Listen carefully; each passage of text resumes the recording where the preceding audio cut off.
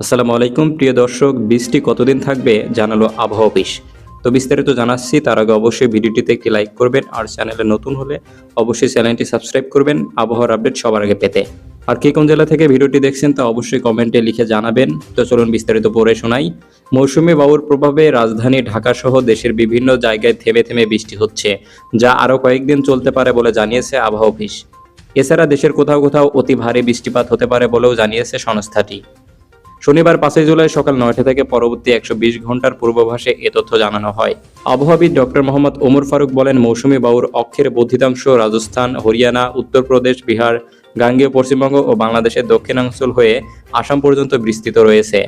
এর একটি বর্ধিতাংশ উত্তর বঙ্গোপসাগর পর্যন্ত বিস্তৃত। মৌসুমি বায়ু বাংলাদেশের উপর মোটামুটি সক্রিয় ও উত্তর বঙ্গোপসাগরের প্রবল অবস্থায় রয়েছে।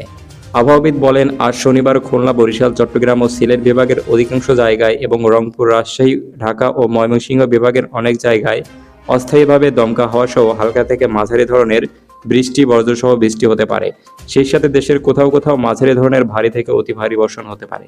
সারা দেশে দিনের তাপমাত্রা সামান্য কমতে পারে এবং রাতের তাপমাত্রা প্রায় অপরিবর্তিত থাকতে পারে। তো এই ছিল এই মুহূর্তে পাওয়া সর্বশেষ আপডেট। ধন্যবাদ।